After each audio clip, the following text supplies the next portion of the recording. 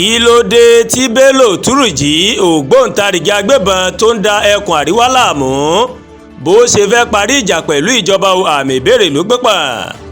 ní òpin ọ̀sẹ̀ tó mọ̀ kọjá yìí òun ni fídíò gbajúmọ̀ agbébọn tó ti ń da ẹkùn àríwá Nàìjíríà láàmú láti ọjọ́ pípẹ́ gba orí ayélujára níbi tó ti ń pè fún ìparí aáwọ̀ láàrin òun àti ìjọba Nàìjíríà lòdì sí báwọn fídíò rẹ̀ tó ti máa ń ṣe ṣáájú o níbi tó ti máa ń mú ìbọn lọ́wọ́ tó sì máa ń dúnkokò mọ́ ìjọba o ṣùgbọ́n lákòókò yìí pẹ̀lẹ́pẹ̀lẹ́ báyìí ó mọ̀ ló mọ̀ fi ń sọ̀rọ̀ nínú fídíò náà.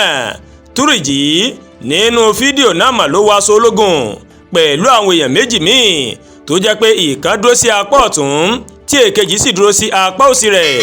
èyí mà ló ń wáyé o lẹ́yìn tí iléeṣẹ́ ológun Nàìjíríà máa sọ wípé ìwà ìgbésùnmọ̀mí ó máa ń peléke sí i tí wọ́n sì kéde láìpẹ́ yìí pé àwọn ti ṣekú pa èèyàn kan tó ń ṣiṣẹ́ pọ̀ pẹ̀lú Turji.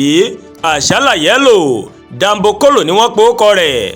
Turji ó jẹ́ ọ̀kan lára àwọn agbébọn gbòógì tí àwọn aláṣẹ Nàìjíríà tí wọ́n ti kéde pé àwọn máa ń wá o tó yìí ti ṣe ọ̀pọ̀lọpọ̀ kọlù sáwọn ìlú ní ẹkùn àríwá Nàìjíríà.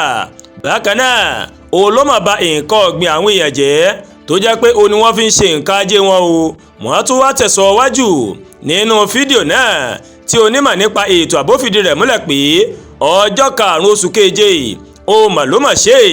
Turji sọ pẹ̀lú ohun ìrẹ̀lẹ̀ pé a dúpẹ́ lọ́wọ́ Ọlọ́run nínú ipò tí a bá ara wa nínú irú ipò báyìí. àwọn tí kò bẹ̀rù Ọlọ́run wọ́n fẹ́ ṣe wá ní ìjàmbá ṣùgbọ́n a borí wọn, a wà ní àlàáfíà.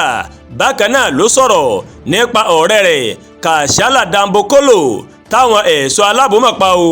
ó sọ wípé òun máa ń kàn sí ìjọba láti jẹ́ kí àwọn máa gbé papọ̀ pẹ̀lú àlàáfíà pé ọmọ orílẹ̀-èdè yìí kan náà ó ní gbogbo wa o káwọn jọ máa gbé pọ̀ ní àlàáfíà.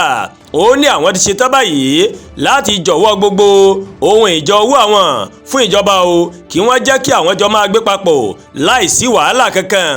à ń ké pe ìjọba àpapọ̀ àti ìjọba ìpínlẹ̀ Zamfara kí wọ́n wo gbogbo ìpànìyàn tó ń wáyé yìí ó mà tó gẹ́ o.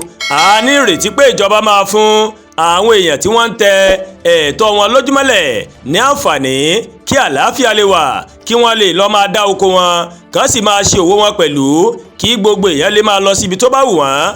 mo lérò pé gómìnà máa gbọ́ àgbọ́yé ìpè yìí Turji mà sọ nínú fídíò náà.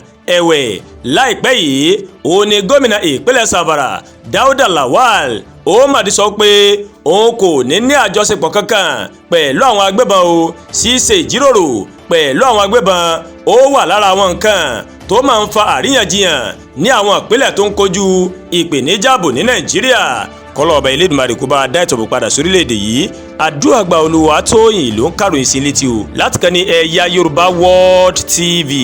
bẹ́ẹ̀ ṣe ń wò wá ẹ máa bá wa like, ẹ máa share, ẹ máa comment, ẹ má tún gbàgbé láti bá wa subscribe sórí YouTube channel wa kẹ́ wá bá wa tẹ notification bell láti lè máa wí tó wa lọ́kọ̀ọ́jọ̀kan tó bá ti gorí ìkànnì yìí. ẹ ṣé pọ̀ tẹ́ wò wá aburú ò ní ṣe yín lágbára Elédùmarè.